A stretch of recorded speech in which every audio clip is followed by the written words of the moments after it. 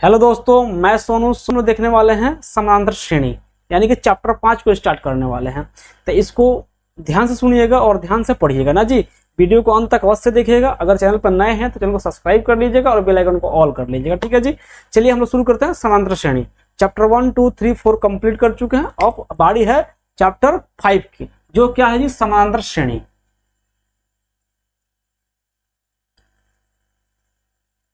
इसको कहीं कहीं आपको किताब में श्रेणी दिया है, श्रेणी लिखा मिल जाएगा। ठीक है जी, समानांतर श्रेणी या समानांतर श्रेणी बात एक ही है। इसको बोलते हैं अर्थमेटिक्स प्रोग्रेशन। इंग्लिश में क्या बोलते हैं जी? अर्थमेटिक्स। क्या बोलते हैं? अर्थमेटिक्स प्रोग्रेशन इंग्लिश में।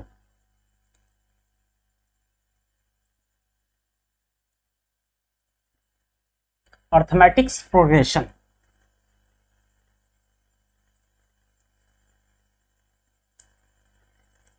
ओके, देखिए अर्थमेटिक्स प्रोग्रेशन में ए और प्रोग्रेशन का क्या हुआ जी? पी।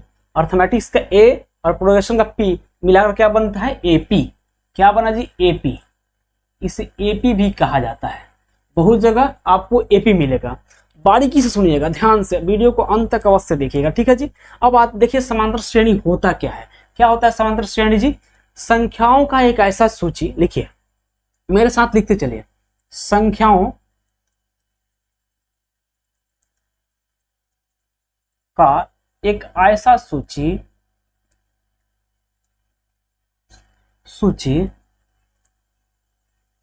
क्या जी? संख्याओं का एक ऐसा सूची जिसमें प्रत्येक पद जिसमें प्रत्येक पद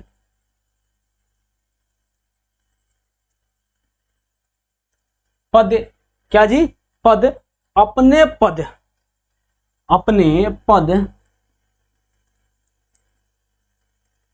क्या जी? अपने पद में एक निश्चित, क्या जी? एक निश्चित, यहां देखिएगा,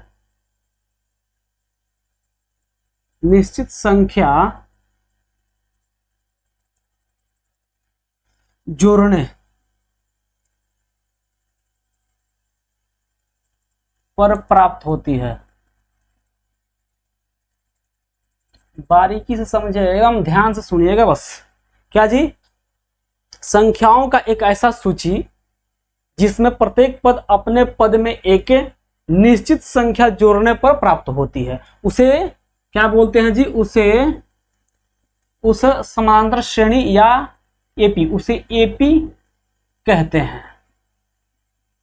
ठीक है जी, शॉर्टकट में एपी लिख दिए, कोई दिक्कत? जैसे एग्जाम्पल आपको देते हैं कि मान लीजिए एग्जाम्पल काउंटिंग का नंबर 1, 2, 3, 4, 5, 6 दे दिए। टेस्ट अनंत तक जाएगा जी। एक बात बताइए, एक निश्चित संख्या क्या है जी? इसमें एक जोड़ने पर देखिए +1 किए। देखिए संख्याओं का एक ऐसा सूची, संख्याओं का सूची बना जिसमें प्रत्येक पद अपने पद में एक निश्चित संख्या जोड़ने पर प्राप्त होती है। इसको समझिएगा। क्या जी? एक जोड़े, फिर उसके बाद अगले संख्या ज्ञात करने के लिए एक जोड़े, फिर उसकी अगले संख्या ज्ञात करने के लिए एक जोड़े। कोई दिक्कत? देखिए उसके बाद 4 से 5 लाने के लिए एक जोड़े। यहां देखिएगा, एक में एक जोड़ने पर 2 प्राप्त हुआ, एक निश्चित संख्या एक जोड़े हैं जी। और यहां देखिएगा 2 में एक जोड़े तो 3 प्राप्त हुआ, 3 में एक जोड़े 4 प्राप्त हुआ। ऐसे ही आगे बढ़ता जा रहा है जी। जैसे एग्जाम्पल और एक लीजिएगा, 100, 150, 200, 250, 300। यहां देखिएगा एक निश्चित संख्या जोड़े हैं जी। क्या जी? निश्चित संख्या 50 जोड़े हैं। निश्चित संख्या क्या जोड़े हैं जी? 50। देखिए 100 से 150 आने के लिए 50 जोड़ना पड़ेगा, 150 से 200 जाने के लिए 50 जोड़ना पड़ता है, और फिर भी यहाँ 200 से 250 जाने के लिए 50।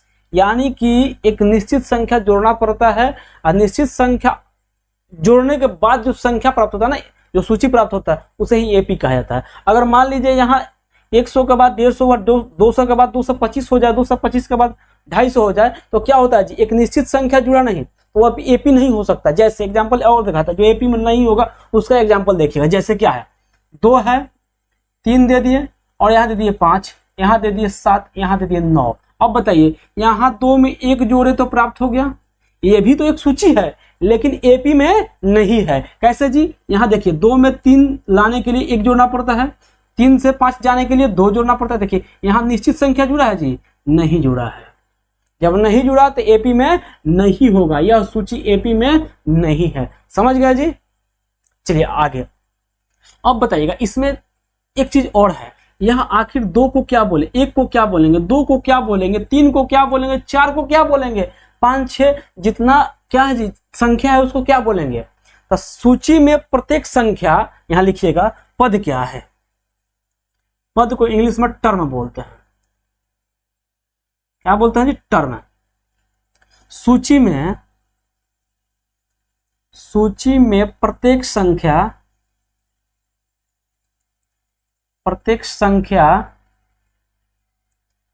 क्या होता है जी? संख्या पद होता है। याद रखिएगा, सूची में प्रत्येक संख्या पद होता है जिसे n से सूचित किया जाता है। पद क्या है जी? पद को यहां लिख देते हैं, पद को n से सूचित किया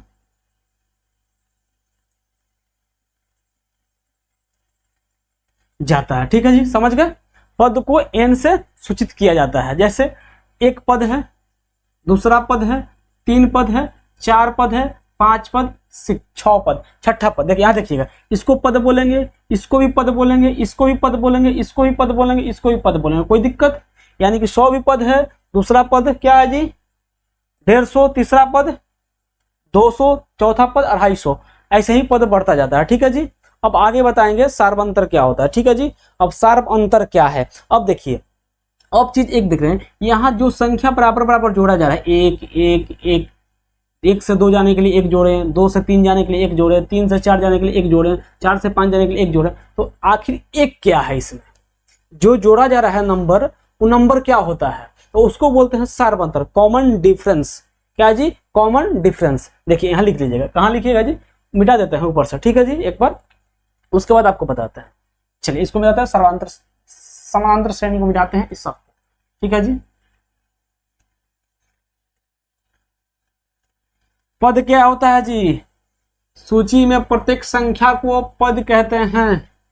ओके, अब देखिए, अब आपको बता रहे हैं सार्व अंतर क्या होता है।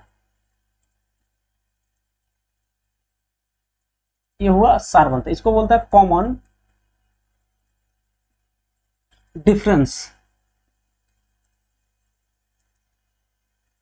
ठीक है जी? कॉमन डिफरेंस, इंग्लिश में कॉमन डिफरेंस कहा जाता है। अब देखिएगा, जो देखिए एक एग्जांपल बताते हैं। पहले अभी बताए थे 200, 250 और 300 और 350।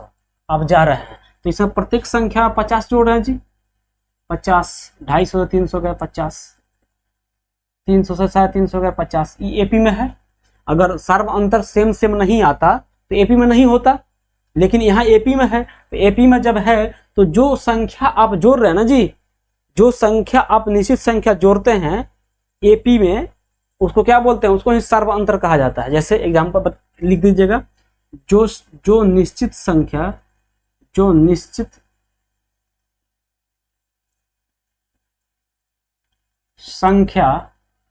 को जोड़ा जाता है सूची में, सूची के पदों में जोड़ा जाता है, सूची के पदों में जोड़ा जाता है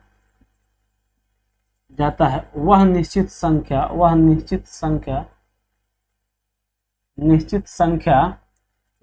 क्या होता है जी? संख्या सार्व अंतर कहलाता है।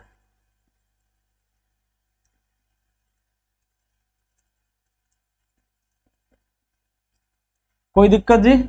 सार्व अंतर कहलाता है जो निश्चित संख्या सूची के पदों में जोड़ा जाता है वह निश्चित संख्या सार्व अंतर कहलाता है। सार्व अंतर को यहां लिख लीजिएगा, सार्व अंतर को